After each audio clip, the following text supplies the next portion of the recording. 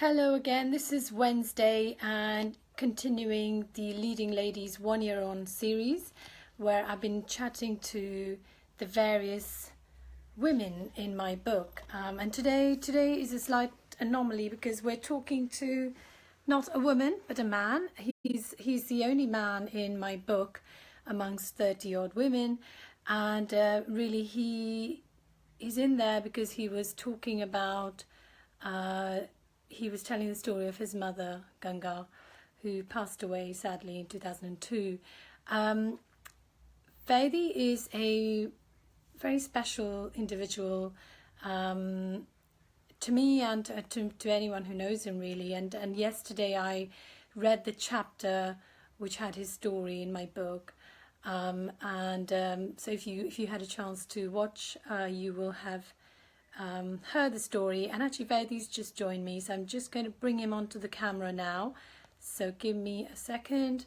Okay, Vaidy, for some reason it's telling me that I can't bring you onto this camera, so it could be that something is not right, either the device you're using is not working, but let's keep trying.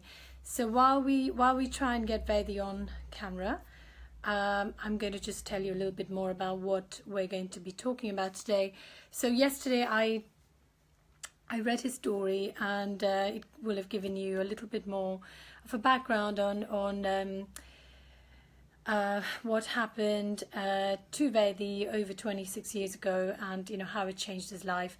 But more importantly, the focus was on his mother, who was a pillar of strength and has been a huge figure in his life, giving him courage and strength.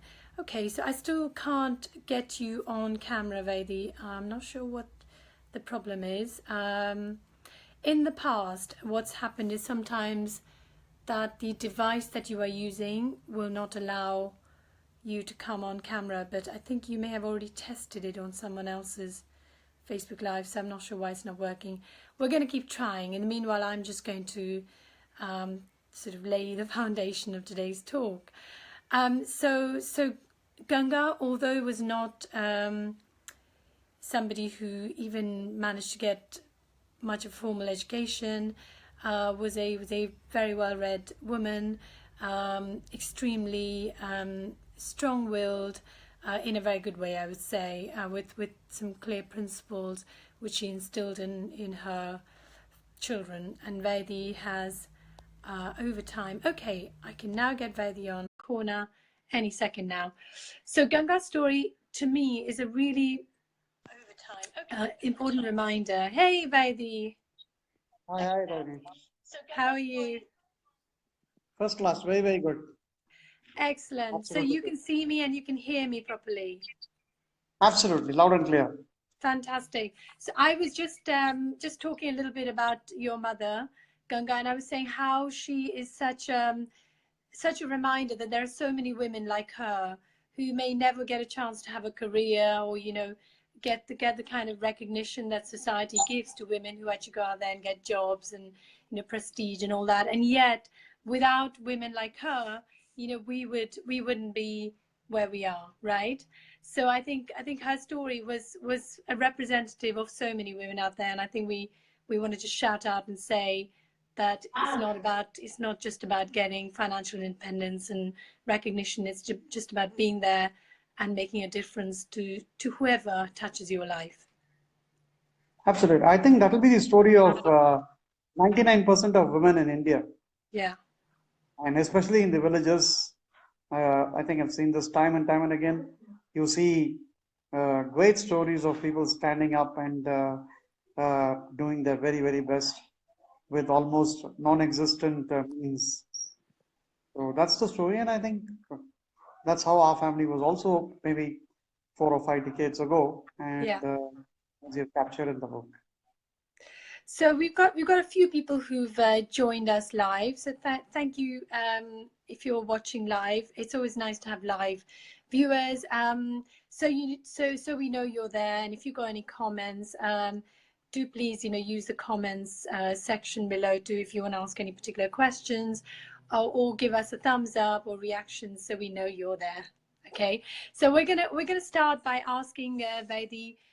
It's been nearly 2 years, I think, since we had our conversation for both my blog and then for the story in the book. 2 years. In that 2 years, it feels like so much has happened for you in particular. So I would love for you to first tell us what have been maybe the three most significant developments for you personally, and then maybe talk about, for Ganga Trust and the Spinal Foundation. For me personally, I think the three most important changes that have happened is I've gone to live a full range of in life. I mean, whether it is adventures such as scuba diving or swimming or floating on the seas, more marathons, more fitness, greater focus on ensuring a very good balance between work and life. I think that would be change number one. The second big change, I think, is that my story as a person with disability for 28 years has never ever been in the public domain, and I think for the first time, the blog made the story public. And I think to that extent, I think it's probably raised a little bit of enhanced sensitivity about uh, people with disabilities, people with spinal cord injury in particular, and the fact that you can lead a good life and uh, uh, can live a full life. I think Yeah. that was the second big change I think that's happened, and I think that's happened across state, I think, be it our batchmates, our juniors at IIM Bangalore, or other colleges, or people with spinal cord injury in different parts of India, and several of my other friends who probably never knew my story. Quite honestly, nobody uh, knew in detail what had happened.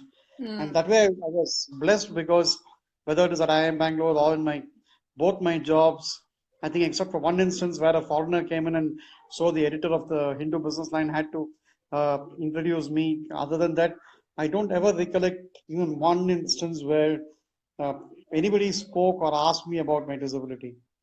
I was very blessed to be accepted in such a wholesome manner, and I think uh, that was a good thing. And but I think at some stage, people getting to know about it is also is an eye opener for them. Yeah. And I think the third aspect is that I think since I started on this journey of trying to do my little bit for people with spinal cord injury in India, uh, there's been a view that I'm probably doing it from very comfortable position in the sense that I'm just doing it as some kind of a pastime kind of thing. I think that has changed in the last 2 years, and I think people are aware, and people uh, uh, not that I was seeking for that awareness, but I think at least it disabused the notion that I was doing this as a pastime and with all my material and non-material needs completely taken care of. And whereas the truth is that this journey since 2009 on a part-time basis till early 2013 and on a full-time basis since then has involved a significant trade-offs, significant sacrifices, significant changes to lifestyle, and so I think that awareness has crept in. Yeah. And I actually recall, I mean, you obviously, I don't know what your vision was, and I'd love to hear what your vision was when you first started Ganga Trust back in 2009, and in 2013 when you gave up your corporate career to actually focus, 100% on this. What was your vision for, what you were trying to do? And it'd be really interesting to see what you've actually achieved today, how that compares to what you thought you would achieve in 5 years' time. Yeah. In your book, there's a reference to the one of the two letters that Dr. Suranjan Bhattacharjee wrote to me. Dr. Suranjan was the head of the physical medicine rehabilitation department, and he means everything in my life. And what I am today, what I've been in the last 28 years, is entirely due to him. And but there was another letter that he wrote while I was at IIM Bangalore, and I actually stumbled upon it after we spoke regarding the book. And in that, he had clearly articulated the need that he felt that there has to be a strong organization that works for people with spinal cord injury in India. Hmm. And as you had mentioned in the book, Dr. Suranjan had told Ilango, who's my closest friend from the class of 91, and me, that we should do our bit in due course for people with disability. That thought was there, and I think when we started, we wanted to first be sure we are able to do well, and second, we wanted to be sure that we can impact as many lives as possible without splurging too much of money in the initial years. I think we have been, even today, we are a very modest level of organization in terms of the value of work. But I think what we have realized is in this particular space, people giving time is very, very important. And Yeah. happily, I think I've been able to do that. And several of my other friends with spinal cord injury, I mean, I've become friends with probably 2,500 plus people with spinal cord injury across the country. And many of them have also are also doing much more. And I mean, someone like Sailesh was probably doing significantly more than what I've probably ever done. And that's good. And when so much people start giving time, I think a lot of changes happen. I would Yeah. like to mention here that when it comes to people with spinal cord injury, if the history of people with spinal cord injury in India is written, there'll always be a pre Gajendra Negi and a post Gajendra Negi era. Gajendra Negi is a very, very young guy from Uttarakhand, and he was absolutely ravaged in the initial years, then fought his way, and he was the one who truly opened the doors of what is possible for people with spinal cord injury to do.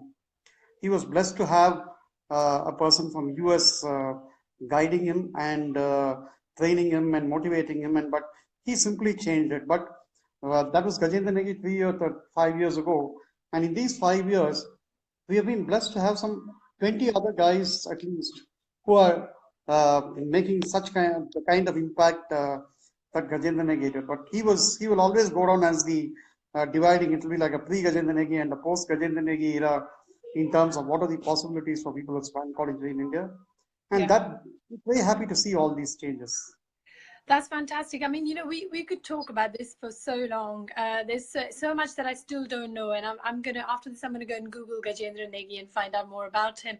But I think from some of the things you're saying, Vaidi, that there's a couple of things that come out very powerfully for me. The one is that um, people with the best will in the world don't often know how to have a conversation with someone who's disabled, someone in a wheelchair.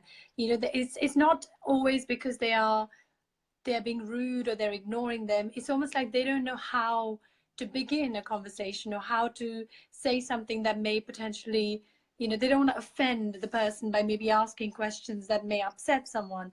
So, I think there's a huge need for education for people to understand that, what, just because someone's in a wheelchair does not mean that they're different. They're still a person. So is that the kind of work you guys are doing, where you're kind of helping people to become a little bit more aware so they can help to promote more inclusion of people with disabilities and people with injuries and spinal cord injuries in particular?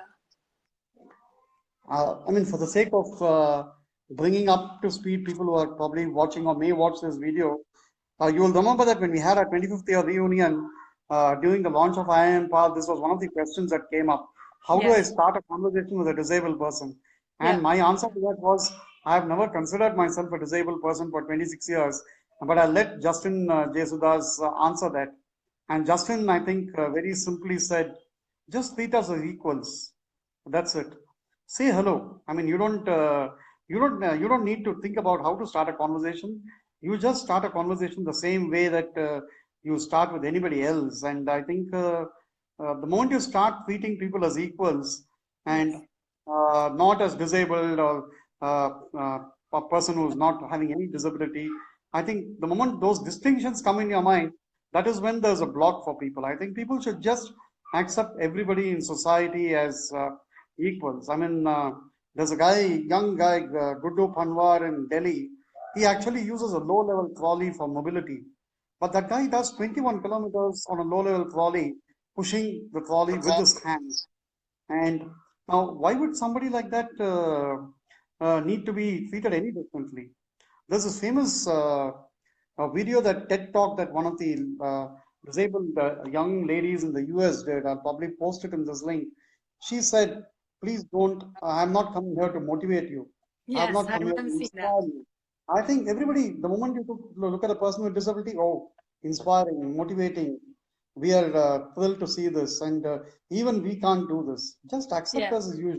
yeah, We do certain things in a different way, and you do certain things in a different way. That's it. But otherwise, every disabled person is as equally capable of everything as every non-disabled person is. And I think the moment we start sensitizing everybody right from school days to this possibility, I think there'll be a great change in attitudes, not just in countries such as India, but even the developed world where still attitudinal barriers are an issue. absolutely. I think you're spot on. You know that to make create greater inclusion, you just need to look past the disability and just focus on what that person is able to do. And there's still so much. I mean, you just said earlier, you know, you've gone scuba diving. I've never gone scuba diving. I probably will never do because it's just not something I want to do. But the fact is that if you put your mind to it, it seems to me that you can do just about anything, right? And that's what we want people to appreciate, that it's all about mindset and the opportunity for people to show what they're capable of doing. Yeah, I So I think have a equal question. opportunity in education Sorry, and go on. employment. Yeah. Equal opportunity in education and employment. The moment those two are ensured, I think a country such as India, which not by the government census estimates, but by the estimates of people who have been working in the disability space for several decades. I'm a novice in the space. There are we probably have about 100 million people with disability at least. That is more than the population of Japan. Imagine the potential that can be unleashed if all of them are given equal opportunities in education, employment, and everything else. And I mean, there's a huge base there that is waiting to be unleashed. And I hope India wakes up to it and we do it. I think Otherwise, this you're 100 right, million and and of will be a course, you know problem. what you and your team are doing is, it may seem like a drop in the ocean, but you know the network effect that that could produce, and that's why I'm keen to get you to talk about what you have achieved in the last 2 years, because from what little I have seen, it's been tremendous, the progress you've made. So maybe you can just maybe give us, you know, the top three highlights of what you've achieved. And actually, before you do that, I just want to shout out, we've had a couple of people who've joined us, and if you're watching and you want to ask Vaidy a question, or you want to make a comment, or show us you're there, you know, give us a thumbs up or a heart or something, so we know you're there. Yeah, sorry Vaidy, please tell us about the three most significant things that have happened. I think the three most significant things that have happened, I would probably take it a little, take the last 3 years, because I think for the most important work in which the Ganga Trust has been able to play a part has been the formation of the Spinal Foundation. In India, for about 30 to 35 years, there have been several exceptional individuals and several NGOs who have been working, doing their bit for people with spinal cord injury and maybe across disabilities, but in a localized way in different pockets of India. But there was not a single pan-India body that could articulate this. And I think about 1.5 years of spade work with the support of exceptional people such as Dr. Komal Kamra and Justin and Nitin Goyal, people like that. I think we were able to string together the Spinal Foundation as an organization, and happily, this has today led to state level leaders and core teams in every major state in India, with the exception of Gujarat for all the brouhaha, and Chhattisgarh. And but we are getting people in Gujarat in as well. Hopefully, in next 1 2 years, there should be some good team there. But I think that's been the second big part, and the second area that I think where uh, I believe we have had very good impact is nurturing, developing, and uh, the now moving Sailesh to Sailesh Kumar is a small young boy from a village near Gaya in Bihar, and he's probably India's most independent person with spinal cord injury. And getting him to become an excellent peer trainer, traveling across the country, the effect has been phenomenal. Yesterday, for instance, he was at for the first time in Uttarakhand in Herbertpur. there was a get together of people with spinal cord injury, and the doctor who organized it message saying that the kind of effect that he had was mesmerizing. And Hmm. we hope to have, our vision is to have, we probably have at least 10 people like that now. From one silage like person about 3 years ago to about 10 now, we wish to have about 50 people like that. And I think the kind of impact that will have is will be very, very significant. And the third area where we have made significant progress is in uh, creating awareness about best practices, uniform best practices across the country. And here I would like to singularly mention the great contribution made by Dr. Anand Vishwanathan, who used to work with Christian Medical College Vellore and is now in your part of the world. He actually is in the Sheffield Teaching Hospital.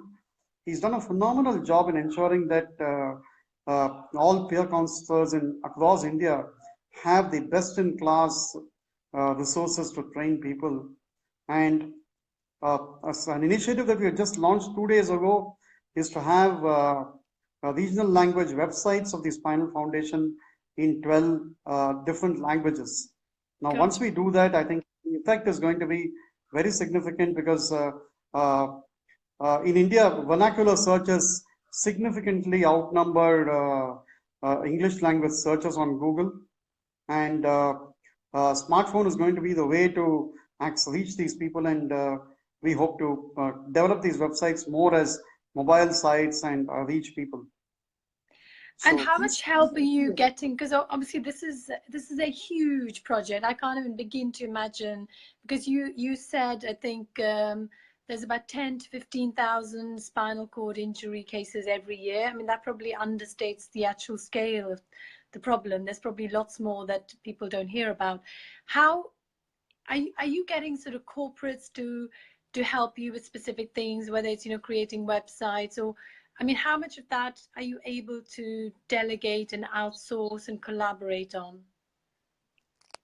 we've been we have moved. I mean, the Ganga Trust has moved from a completely volunteer-based organization to an organization that has about a 10-member team. Four of them, including still doing their roles completely on a voluntary basis. But expanding this team is developing this team has meant that we are doing more activities. We're able to take up more projects that will work.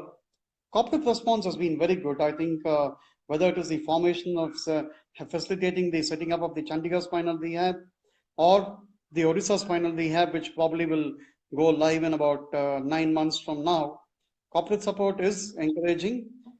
We have been actually playing that part a little cautiously because we want to identify the right people, the right projects, and do it. Because all it takes is one bad project, and all the good work can get completely undone. So Yeah. we are going a little slow on that front, but we'll see significant progress in the next 5 to 10 years. I think I always remember what Dr. Suranjan told me in 2010. In this type of work, please don't worry about the pace at which you're doing. Even if things happen in a slow and sure manner, steady manner, as long as they happen well, that is what is important.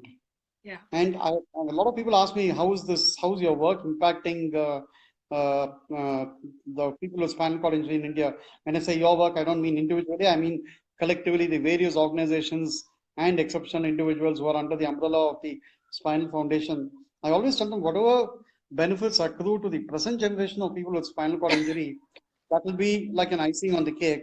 But what we really hope is by 2025 or latest by 2030, every single person who sustains a spinal cord injury in India gets good quality rehabilitation, good quality wheelchairs, gets great opportunities for livelihood, and that is when the Spinal Foundation will be able to do what peer organizations in the US, UK, and Canada do, where they are working at cutting edge research, cutting edge lifestyles, and truly empowering the people in the various ways. But I think in India, even for the next foreseeable 5 to 10 years, we will be grappling with very, very basic issues, which probably became a thing of the past in the UK maybe 30 years ago. Hmm. And in terms of your team, how many of them are themselves, have suffered from spinal cord injury? Because that's always it's a great way to show that inclusion begins from, you know, from your organization itself. Our team now has three people with spinal cord injury who are doing work. Sailesh, and there's one gentleman who does home visits in Tamil Nadu, and there's one person who's come on board recently on a voluntary basis, but not he won't be on a voluntary basis for too long. He's going to be the anchor person for the 12 regional language websites of the Spinal Foundation, and he's going to be leading that project. And extraordinarily, I think we chanced upon a person with not spinal cord injury but brittle bones, who had studied only till class 2, and after that dropped out of school for the fear of sustaining fractures.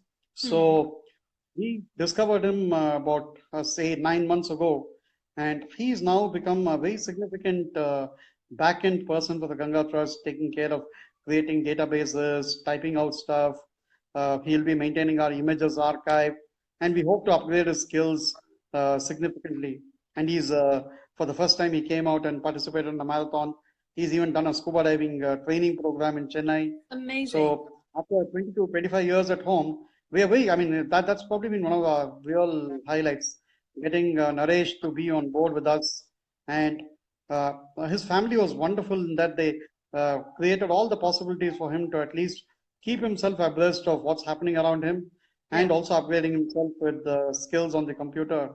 And he was given an equal opportunity inside the home. And I think that's really resulted in him coming out, and I see him becoming good. And I think our work will keep increasing with more and more people with spinal cord injury as the part of the core. Of course, Justin Vijay Jesudas, whom you know, and several of the people on this chat on both our common friend list will know. He's been the real brain power behind several of the initiatives of the Ganga Trust, including the Kotak Wheelchair Marathon. And I think everything that we do has the imprint of Justin. So we are very driven by people with disability.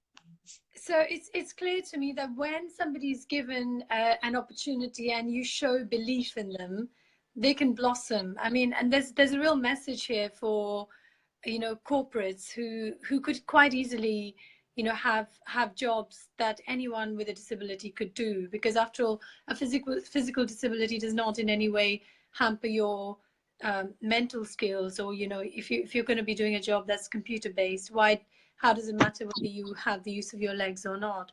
So I mean, I know a lot of your work has also been targeted at corporates, trying to encourage them to look at the way they have diversity in their teams. Have you made a lot of progress there? I mean, what's been the greatest challenge, do you think? Yeah, I still think that people with disability, even passing out of IIMs, still have issues with finding jobs or finding an equal opportunity, career opportunity, growth. And yes, people do, a lot of organizations do employ people with disability, which is a far cry from what it was 25 years ago, but it's still not where it should be. And I still think there's a lot of hesitation, there's a lot of unwillingness, and even some of the recruitments that happen are probably driven by government regulations, or to be seen as looking nice. I think that should change, and they should realize that in the ranks of people with disability, I mean, across disabilities in India, they will find amazing talents. Absolutely. Yeah. There's no reason why they should not explore this, and they just need to connect with the right people, the right organizations, and I think you'll find significant changes. And a lot of times people think accessibility is should be the first thing that they do. Whenever I go to any place, I say, boss, even if there's 4 steps, I don't worry. I know how to do it, or I know how to get people to carry. I mean, you're never short of people in India, and that's a great thing. And people will happily support you and carry you or do whatever. Of course, if you have a ramp, it's fine, but you don't need to wait till you have ramps and accessible washrooms in place before you start engaging with people with disability. Engage with people with disability, and then automatically the changes within your organization will come in 6 months to 1 year's time. Yeah. I mean, for instance, with IIM Bangalore now, we have started a significant project where 5 people with spinal cord injury in different parts of India are going to be translating their online, massive open online course curriculum into Hindi. And we hope to eventually take over other languages as well. And now, I just wish many organizations, all of them send their HR and top level people to do a visit at IIM Bangalore and see what they have truly done. And I think that will open their eyes to what all of them can do. Well, maybe that's something you could push for them to do. It's easily done. I mean, IIM Bangalore is a well-respected institution and people will come. So I think it's a great idea. You heard it here first, people, if you're watching. But you're right, Vaidy. I think a lot of the times the changes that are needed are actually really quite simple.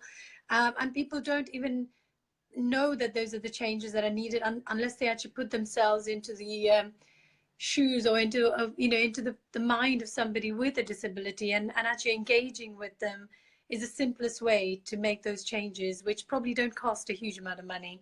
I mean, putting a little ramp outside your home so a wheelchair can come in isn't actually a huge burden, is it? And the benefits from that can be absolutely huge. Absolutely. I always tell, wherever I go, I tell people, please watch this video of Accenture in Argentina. I can probably post the link here. The kind of work that they have done to engage people with extreme disabilities and different types of extreme disabilities, and they all come to the office and work. It's quite phenomenal. And so when you see something like that, I think you realize it's not expensive. No. Money is not an issue at all, and it's not going to cost much to make life equal for in terms of opportunities for people with disability. You will the economic gains will significantly be higher, and the socio-psychological gains will be only an addition to the benefits. And Absolutely. I think in India at the board level, I mean, there's been a movement towards inducting women into the board.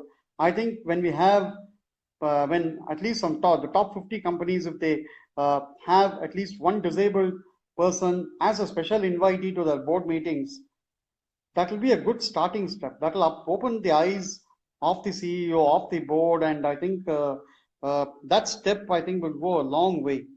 Yeah. Actually, the government has done a lot. I think, for instance, if the thinking at the top level is good, Tamil Nadu is a great example of what can be done.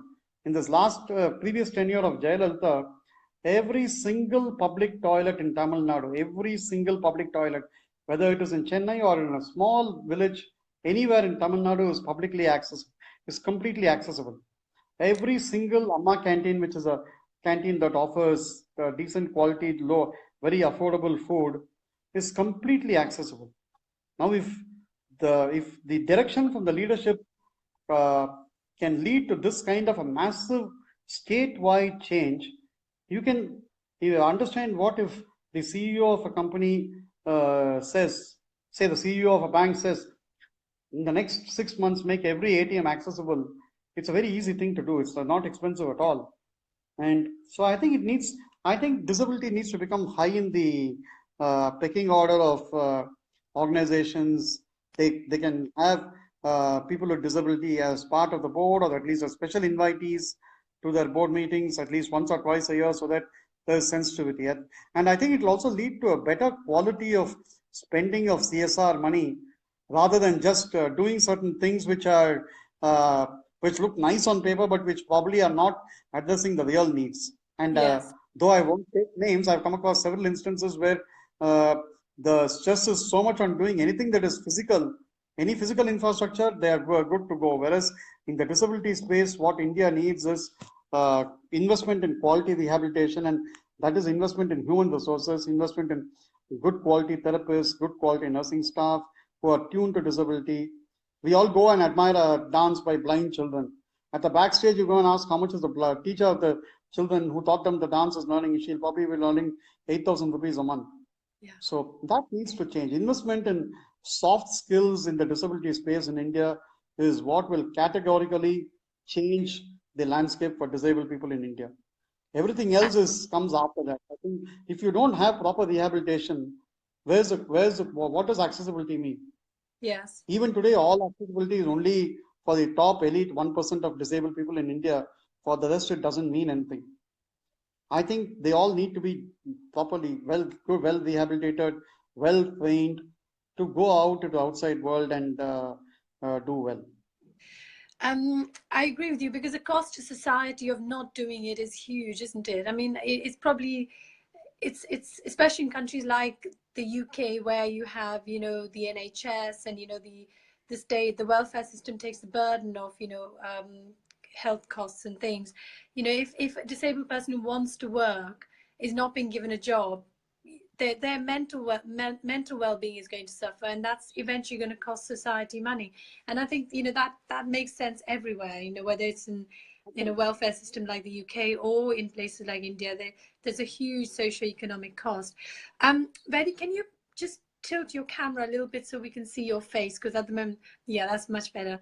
So what I wanted to do was actually just maybe talk a little bit about another sort of case study or a real life story of success story of how you have impacted a life. And I know of at least one instance where with your help he is now at IIM Bangalore and he's got an amazing job offer at the end of it. Would you like to talk about that?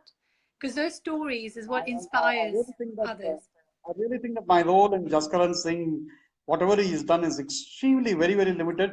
I think it's very limited to the extent of only making a visit to IIM Bangalore and just making sure that the faculty was appraised of all his all the specific things that he'll need. Other than that, he's an absolutely brilliant and extremely sensible person who has worked very, very hard to get to where he is. My role in that is extremely limited.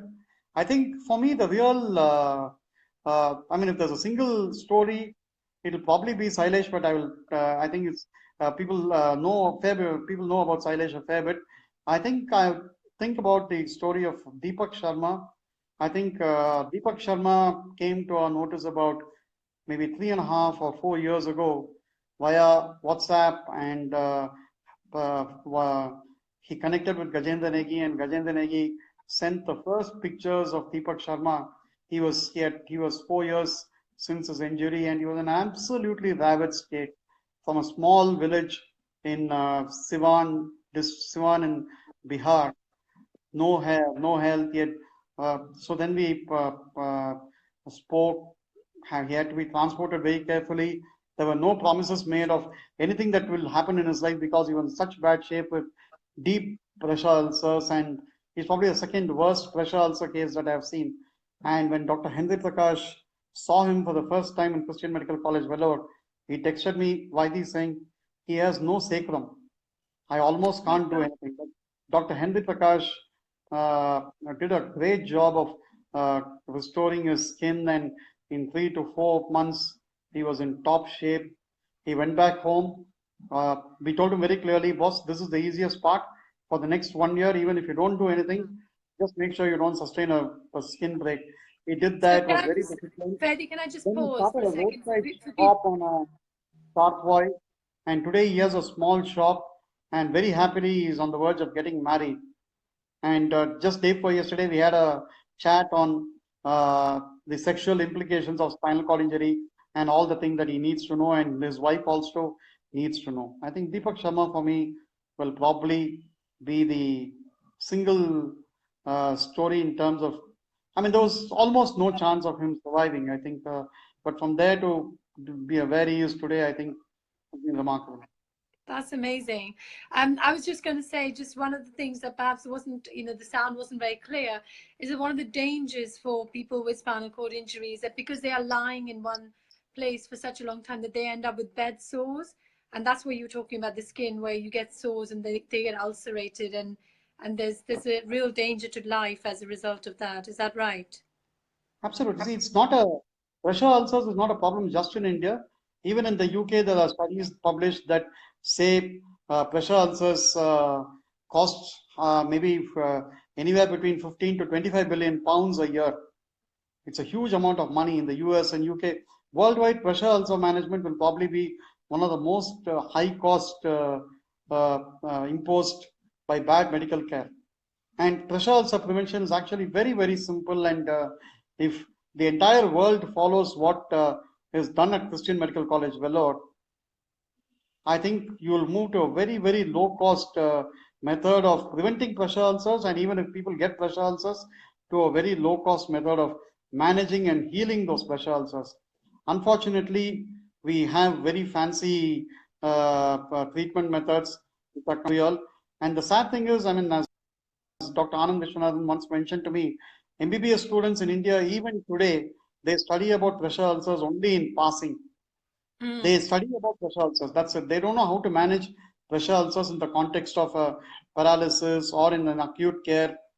So I think right from the MBBS curriculum, everything should change, and I think the curriculum should, as far as pressure ulcer management, I think the best practices of Christian Medical College Vellore deserve to become the best practices across the world. Very low cost and very effective and fantastic results. That's great. Now, I'm conscious that I've taken up more than the half an hour I said of your time, and we could carry on talking for hours. It's so interesting. But I think what I want to do is maybe end with just one or two things that you would like to, tell our viewers about how they can help. Obviously, if they want to get in touch with you, what's the best way for them to get in touch with you? Would it be via Facebook, or through your website? And also, if there is something that they want to do in their own community to make a difference, or to make people with disabilities feel a little less excluded, what would your message be? I think the best way to get in touch would be uh, uh, WhatsApp. I'm increasingly becoming more tuned to being as live on Facebook Messenger as possible, and I'll strive to be reachable in multiple ways. So just you can connect me on any platform. My mobile numbers are very, very there on on my Facebook page. People can call me, and I think uh, just as the class of 1992 and the class of 1991 at IIM Bangalore have been playing major role in helping us scale up the footprint of our work, there's a lot that people everywhere could do in joining us in partnership. For instance, we'd like to partner with the Spinal Injury Association UK. If somebody here on this conversation can facilitate that, that will be great. And anybody and everybody, I think the three areas where we will need support are one is creative work, because visually designed materials tend to carry healthcare practices in a much more effective way. Yeah. And second, we would definitely like to uh, keep constantly working at the cutting edge of technology now and in the future, so that we are able to reach the most number of people. I mean, about 500 million people in India are likely to have a smartphone in about 2 years from now. And the smartphone is increasingly going to become the way to reach healthcare, and that's the second area where we would like support. The third is networking. Now, networking can be anything. Networking can be for connecting people with sports, connecting people with other rehabilitation experts. Like a lot of the rehab centers in the UK may be discarding their equipments and replacing them once in 3 years. Now, those equipments may be used in India for the 20-25 years. If somebody can facilitate that, somebody can facilitate doing awareness programs, like just if each of our IIM alumni decides to support and facilitate an event at his or her hometown in India, we would be Yeah. able to create awareness on injury prevention across the country in a very, very effective way. And September 5th is, and the first week of September is the World Spinal Cord Injury Day, and that can become a part of the anchor awareness programs of corporate sector organizations, and they can very easily reach out across the country. In India, there are several companies that have deep footprint in rural India, and they need to just devote a few hours of their employees' time once or twice in a year to do these awareness programs. It doesn't take much. And what's And been the greatest challenge for you in getting your message across at the moment? Obviously, time may be one thing because there's only one of you and there's only 24 hours in a day. But other than that, any other challenges that perhaps, if you put it out there, we might be able to find a way to overcome those? see, the best way, not just spinal cord injury, if any, I mean, I mentioned that how quality rehabilitation and investment in soft skills is going to be the key way forward.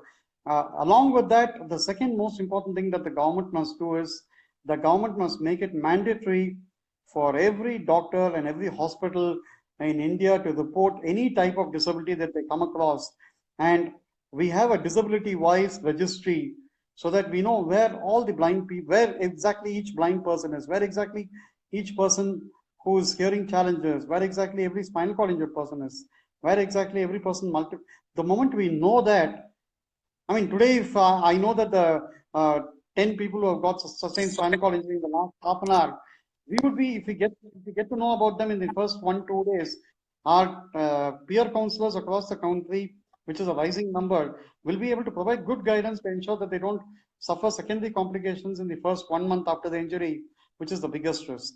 Yes. So that disability-wise registry is a very simple thing to do. We have written to the government. We are willing to invest and in the technology that is needed to do it. And once it's done for one disability, it can be easily replicated for other disabilities.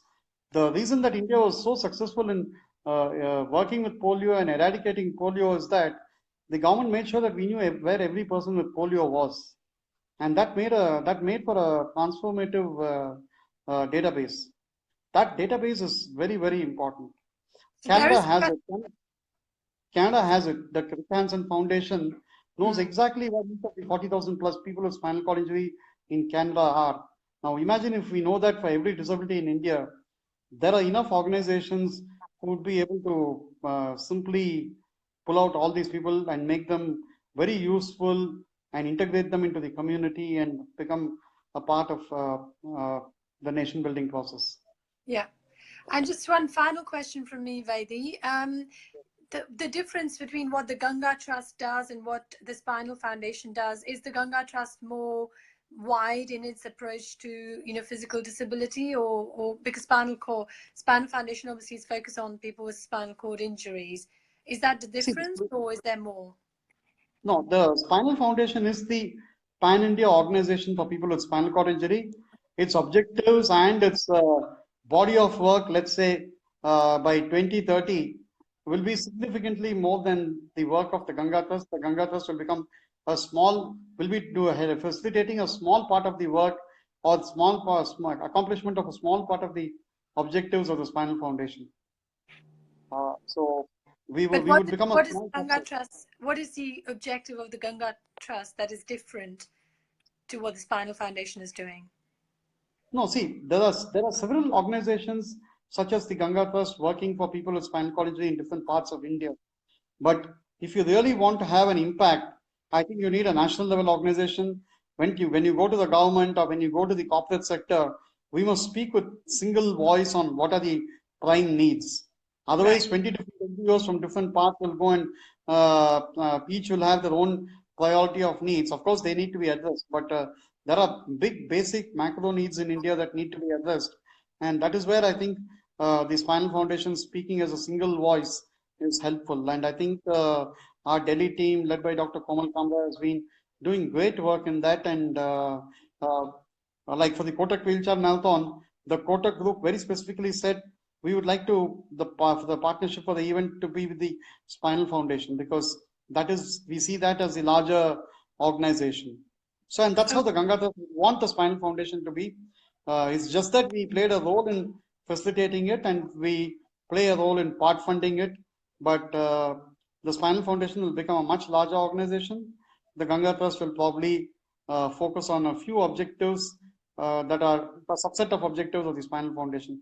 Primary being enabling the emergence of good quality rehabilitation centers. That will probably be the Ganga Trust focus. The Spinal Foundation will be into various things from advocacy to everything else that the Spinal Injury Association UK does and more. Okay, that's brilliant. So what I would suggest is that in our comments below, Vaidy, if you could put any relevant links, you know, whether it's to your website or if you want to give your mobile number so people can get in touch with you direct via WhatsApp or otherwise, then if you could do that, then it means that anyone watching this video, if they think there's something they would like to contribute towards the cause, then they know how to get in touch.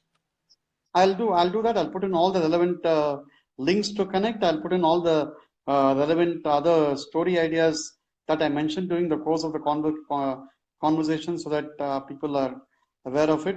I'll also answer some of the questions that have been posted by some of the people who are Oh, answered actually, you know on what? the Let's call. do that now because I'm so sorry. I asked people to give us questions and I didn't. It's very I think rudely have Nirupama completely Kaushik's ignored question them. was, does disability set one free of fears and but I don't think you need a disability to set yourself free of your fears and inhibitions. I think that is more in the mind. I think it is just that a person with disability on a day-to-day basis deals with so many challenges that anything else that is thrown at him will seem like a routine child's play. Yeah.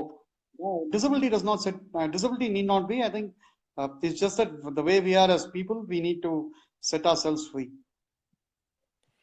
So There's a the other question question. that, Yeah. Sorry. Go on, Vaidy. yeah, Go. Shishir Bhatnagar has asked, what is the liability of hospitals if pressure ulcer develops during hospitalization? More than the liability, I think we have a very basic task in educating all hospitals across the country on the simple and basic ways of managing, preventing, and if pressure ulcers occur, how to treat them. We are doing a project along with National Institute of Design with one of our volunteers, Paula Sila Joshua, who is an alumnus there, and that is under the findings are under test everywhere, and we are getting a lot of it. And we hope to be having a complete platform on pressure ulcer management in India in the form of a website and a mobile app in about 9 to 12 months from now. And the same way the UK has stopped the pressure, we would like to have this, and we'd like to do a massive education campaign around this. Liability, I think it's very tough, and I think that's a high, second or third level battle. I think first is to make doctors, nurses, and other paramedic staff aware of the basics of pressure ulcer management, and pressure ulcer healing. Hmm. So there's a comment from my friend Mridula who's saying that her mom works for the Fellowship of Physically Handicapped, which is an NGO in Mumbai. And they provide some vocational training to people with disabilities. And she says she's very happy to connect you with her. I think that's a really good idea. You know, you can Absolutely. expand your network of people who are Yeah. helping. Yeah, so we can do that offline. Thank you very much for that, Ruby. Yeah, so I think I can't see any other questions or comments unless you can see any, Vaidy.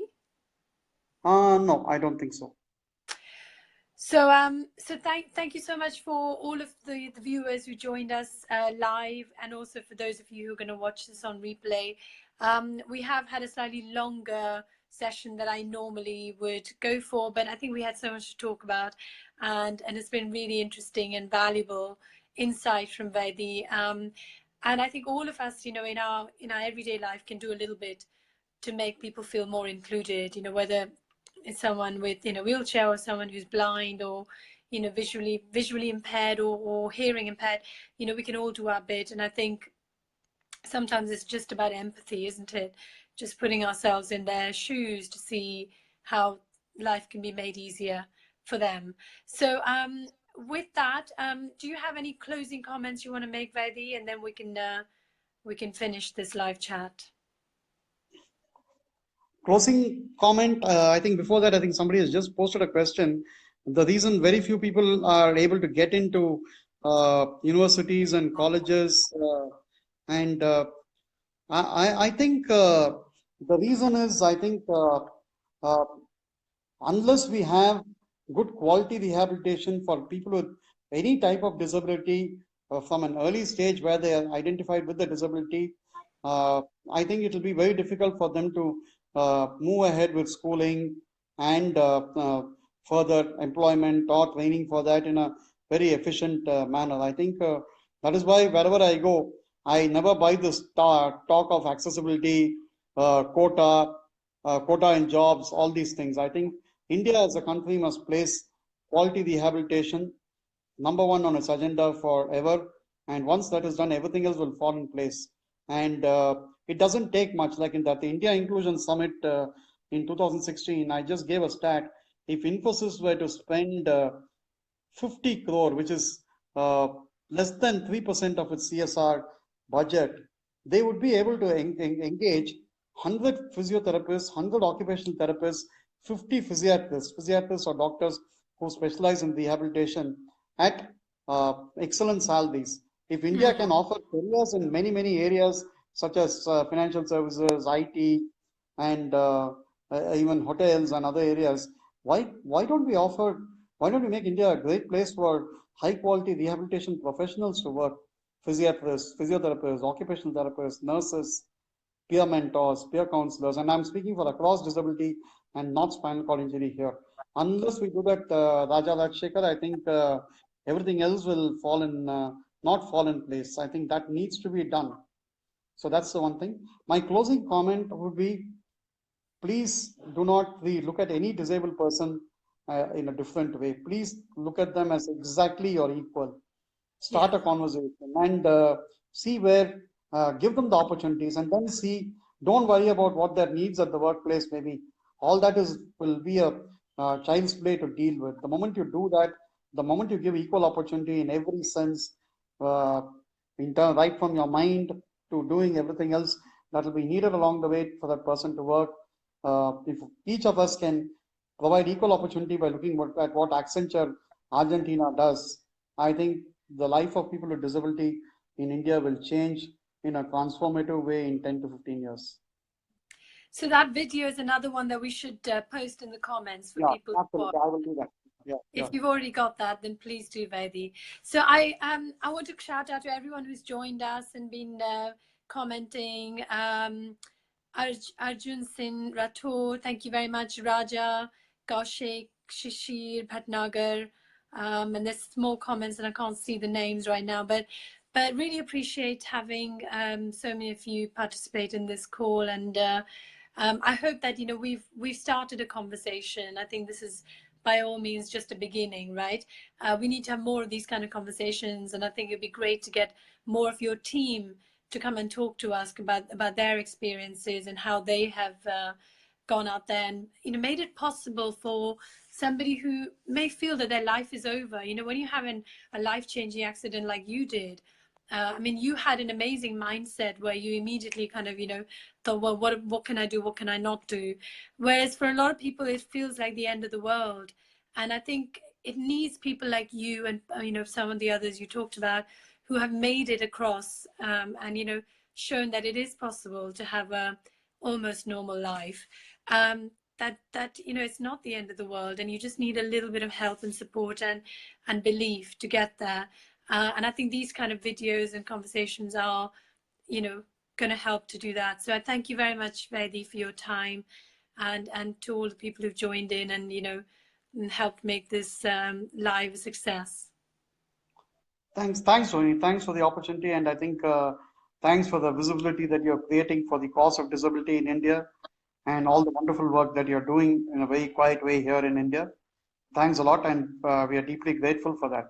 Thank you. Oh, it's a pleasure, and I'm hoping that at the end of this call, you'll have some more connections, and to grow that network, because I'm a huge believer in collaboration and networks, and I think you're doing just the right thing. Getting these peer mentors, and people are going to go out there on the ground and actually spread the message, because that's what you need. Because you as an individual can only do so much, right? And I as an individual can only do so much, and I think that's where the power of networks come in. So let's if you're still listening or watching, please think about who you can connect to Vaidy and his team to take this message forward and make life a little bit better for people with disabilities. So with that, I'm going to call it a day, and wherever you are, whatever you're doing, have an amazing time. Thanks, Vaidy. Thanks, Bye for thanks, now. Tony. Thanks. Bye bye. Good. Bye.